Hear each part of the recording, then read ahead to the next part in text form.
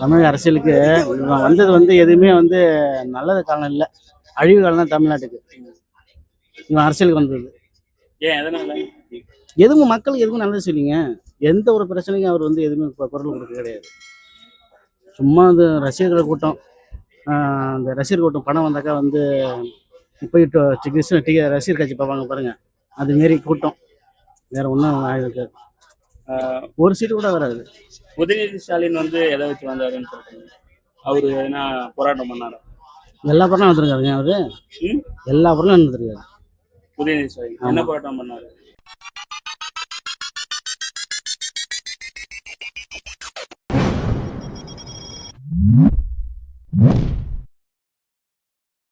விஜய் தாவேகா இருக்கு, நாம் தமிழர் சீமா, உங்க ஆதரவு யாருக்கு? யாருக்கு சப்போர்ட் பண்ணுவீங்க?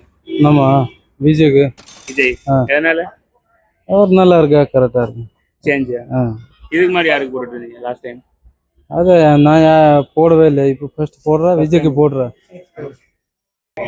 திமுக அதிமுக விஜய் தாவேகா இருக்கு, நாம் தமிழர் சீமா. விஜய் தாங்க பிடிச்சிருக்கு. எதனால விஜய் செய்வார்னு நம்பிக்கை தான், வேற ஒன்றும் எனக்கு தெரியல. மாற்றம் செய்வாங்கன்னு. இதுக்கு முன்னாடி யாருக்கு ஆதரவு? அதுக்கு முன்னாடி திமுக கொடுத்தேன்.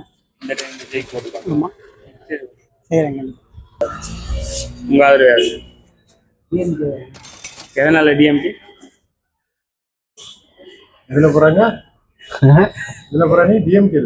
எதனால சொல்லு, வீடியோவது என்ன தெரியும். எப்பயுமே டிஎம்கே தான். டிஎம்.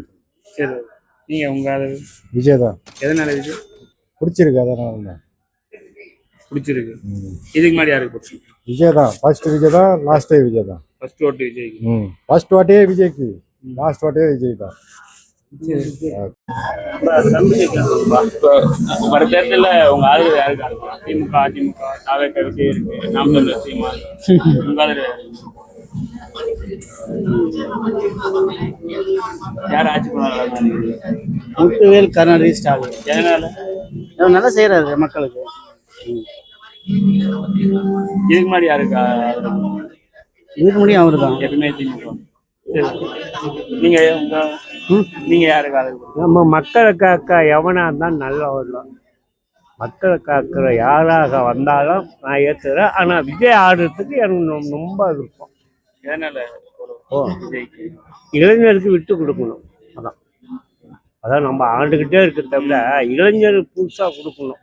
நான் என் பிள்ளை அப்புறங்கிட்ட விட இளைஞருக்கு வழி காட்டணும். அவன் ஒரு தனி நபர். ஒரு விஜய் அவன் ஆடி பாடி சம்பாதிச்சாங்க. பார்த்தீங்களா, விஜயமும் ஒரு சம்பவத்தில் இறந்துருந்தால் இந்த 41 குடும்பம் வீணாக போயிருக்கோம். இந்த கிட்டத்தட்ட 50 லட்ச ரூபா கொடுத்துருக்காங்க கவர்மெண்ட்டு பத்து அவங்கள்ட்ட. விஜயமும் செத்துருந்தால் 40 பேரோட விஜயமும் செத்துருந்தால் அந்த 40 குடும்பம் தண்ணியில் நிற்கும். உண்மைதானுங்க? இதை நீங்கள் போடுங்க. 40 பேர் செத்து 42 பேர் விஜயமும் செத்துட்டான்.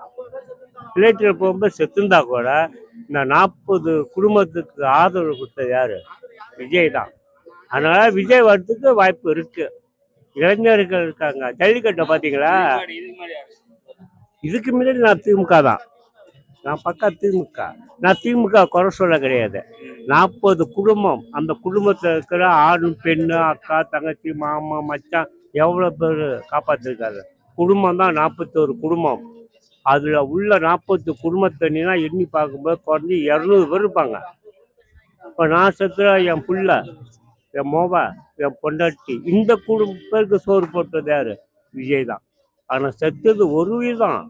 ஆனால் என் குடும்பத்தில் இருக்கிற எத்தனை பேர்? என் பிள்ளை, என் பொண்டாட்டி, என் மோவா 5 குடும்பம். அப்படி இந்த 41 பேர் பார்க்கும்போது கிட்டத்தட்ட ஒரு 500 குடும்பத்தை விஜய் காப்பாற்றிருக்காரு. விஜயவே போகும்போது ஏதாவது ஒரு நெஞ்சு வலி ஆகி செத்து இருந்தால் இந்த பணம் அங்கே வந்திருக்காது. இந்த 200 குடும்பமும் போயிருக்கோம். அவரும் செத்து. இப்போ அவர் ஏதோ ஒரு விதத்துல போயிட்டார். விஜய் ஏதோ ஒரு சம்பவத்தில் போயிட்டாருங்க, தப்பிச்சு போயிட்டாரு. ஆனால் அவர் போனதோடு தான் 20 லட்சம் கொடுத்தாரு. இப்போ மக்களை சந்தித்து என்னென்னமோ செய்கிறாரு. ஒரு டீ கூட வாங்கி கொடுக்கறதுக்கு கூட இந்த தமிழ்நாட்டில் ஆள் கிடையாது. நீங்களே என்ன பேட்டி எடுங்க, ஒரு டீ கூட வாங்கி தர மாட்டீங்க. ஆனால் நீங்கள் அந்த 41 குடும்பத்தை பார்க்காதீங்க. அந்த 41 குடும்பத்தில் இருக்க மக்களை பாருங்க, கிட்ட 200 பேர் இல்லை 500 பேர்த்த காப்பாற்றிருக்காரு. அவரும் செத்து இருந்தா என்ன இருக்கும்? இப்போ நாங்கள் மாலை செத்துனா தான் என் குடும்பம் பிழைக்கும். எங்கள் அக்கா, எங்கள் அண்ணன், என் தம்பி, மாமா, மச்சான் எல்லாம் வருஷத்துக்கு போவோம் தீபாவளிக்கு. நானும் செத்துருந்தா எங்கள் அக்காவுக்கு தீபாவளிக்கு யார் கொடுத்துருப்பாங்க? இப்போ பொங்கலுக்கு நான் வருஷம் கொடுப்பேன், எப்படி கொடுப்போம்? எங்கள் அக்கா 2 அக்கா காப்பாற்றிருப்போம், என் பொண்ணை நாங்கள் ஜாலியாக இருந்திருப்போம். அதனால விஜய்னு ஒரு அறிந்த தொட்டு தான் 500 பேர்த்த காப்பாற்றிருக்காப்புல. அவர் வரலாம்.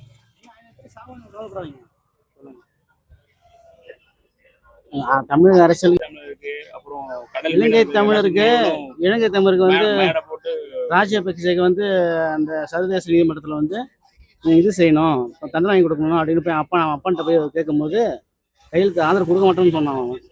இலங்கை அந்த உதவித்தொகை வந்து 500 ரூபா கொடுத்தான் அவன். மக்களுக்கு இறங்கி கணத்துல வரணுங்க. இவர் வீட்டில் பனையூரில் கொண்டா யார் என்ன செய்ய முடியும்? பர்மிஷன் கொடுக்க மாட்டாங்கல்ல. இப்போ பர்மிஷன்லாம் சும்மா பாண்டிச்சேரியில எவனும் பர்மிஷன்லாம் தேவையே கிடையாது. எதுக்கு பர்மிஷனு? இப்போ அப்படியே வந்து ஆள் யாருன்னா இறந்துட்டாங்கன்னா அதுவும் அவன் மாதிரி தான் வரும். விஜய் மேலே தான் வரும். நம்ம முதல்ல வந்து வெளில வந்தோன்னு வச்சுங்களேன், நம்ம வந்து ரசிகர்கள் வந்து கட்டுப்பாடாக வந்து நான் வந்தாக்கா நீ கட்டுப்பாடாக நின்னாதான்டா நான் பேசுவேன். நீ கட்டுப்பாடப்படலாம் நான் அட்டு ஓடிடும், நான் பேச மாட்டேன்டான்னு சொல்லணும். மரத்தில் ஏறானா கீழே இறங்கடா, டிரான்ஸ்ஃபார்மர் ஏறினா கீழே இறங்கடா. ஆனா கேட்க நீ மாட்டாங்க யார் யாருமே. எல்லாம் அப்படி ஏறுறாங்க. அப்படி செய்யக்கூடாது.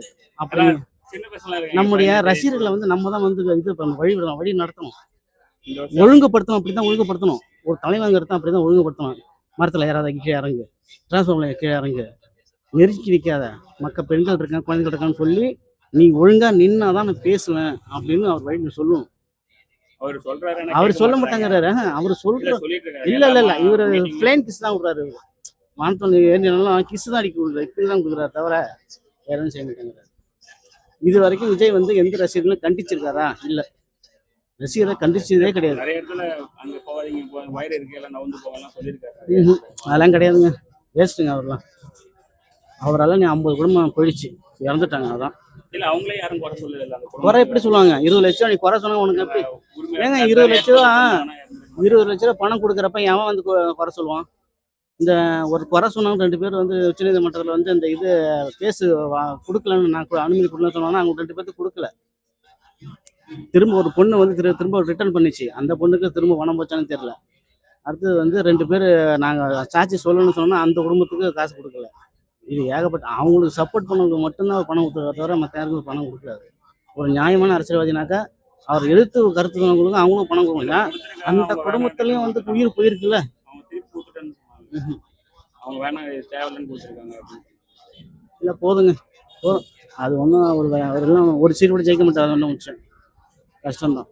சரி, நம்ம போகிற வந்து அந்த டைம் சரியாக போச்சு, நம்ம வந்துடணும். நம்ம போகணும் வந்து ஒரு கடைக்கு டீ சாப்பிடுவோம், ஜவுளி வாங்கவோ, ஒரு இட்டுங்க போக கிடையாது. நம்ம பார்க்கும்போது விஜய் மீட்டிங்கை பார்க்க போட்டுருக்கோம். இப்படி பார்க்கும்போது இவ்வளோ கிட்டத்தட்ட 20 லட்சம் பேர் இருந்திருக்காங்க.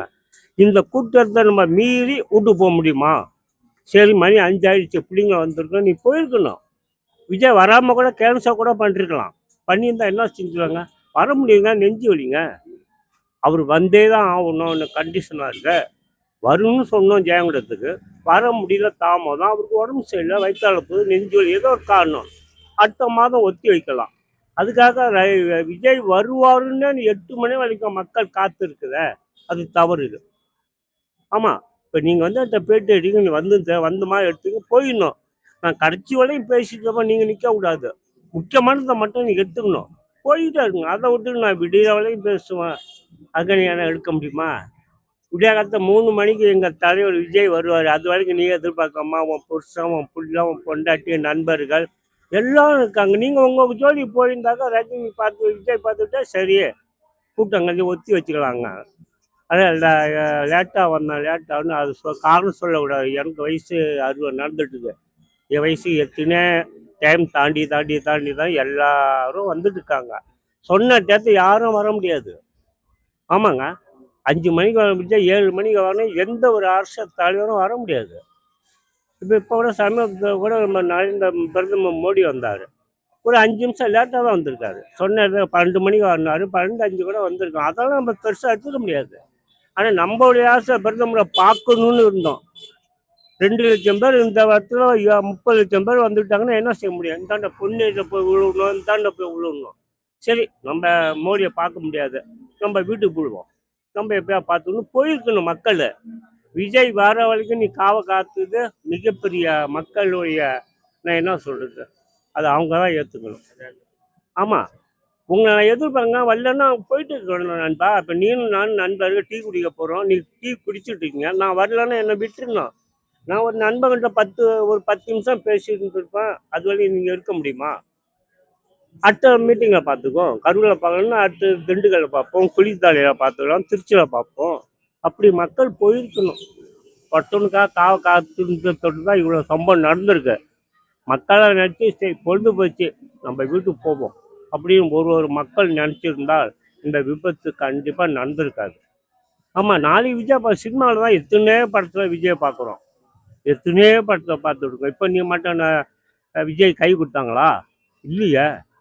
இந்த இந்த 2 கண்ணு ஒரு மூக்கம் பார்க்குறது இவ்வளோ கண்ணு, அது நம்ம முழுசாகவே பார்த்துருக்குமே சினிமாவில். நான் தான் நரேந்திர மோடியை பார்த்தேன், கிட்டத்தட்ட ஒரு 500 அடிக்கு அந்தாண்ட தான் நான் பார்த்தேன், நேரடியாக பார்க்கல அப்படின்னு நினச்சிக்க வேண்டியதுதான். சரி, விஜய் சினிமாவில் பார்த்து போயிருந்தேன்னா இந்த விபத்து கண்டிப்பாக நடந்திருக்காது. உண்மையிலுமே ரஜினி விஜயை எதிர்பார்த்ததோடு தான் இந்த ஒரு சம்பவம் நடந்திருக்கு. நீ விஜய் பார்க்கலான்னா உன் டயத்துக்கு நீ போயிருக்கணும். அதான் நான் சொல்கிறது. இதுக்கு விஜய் காரணம் கிடையாது. விஜய் வராது, இடையில நெஞ்சு வலிக்குது, உடனே ஆனந்திட்ட சொல்லி இன்னைக்கு என்ன வர முடியல, அடுத்த மாதம் மீட்டிங்கை ஒத்தி வச்சுருந்தாங்க, அவங்க போயிருப்பாங்க. அதுக்கு அந்த சாவுக்கு விஜய் காரணம் கிடையாது, மக்கள் தான். ஓகே ஓகே, பயப்படாதீங்க, விஜய் தான் வருவார். ஆனால் நான் திமுக தான், நியாயத்துக்கு தான் போராடணும். எங்கள் தளபதி ஸ்டாலின் தான், ஆனால் எது நியாயமோ அதுதான். ஓட்டு திமுக. ஓ, ஓட்டு திமுக போடுவேன் கட்சிக்காரன். மன ரீதியாக பார்க்கும்போது விஜய் நல்லவர். ஓட்டு நான் திமுக தான் போடுவேன். நான் எந்த ஒரு காலகட்டத்திலையும் நான் ஓட்டை மாற்றி போட மாட்டேன், விஜய் கூட போட மாட்டேன். அது அப்பளப்பட்டு நான் திமுக போடுவேன். ஆனால் விஜய் நல்லவர். ஓகே.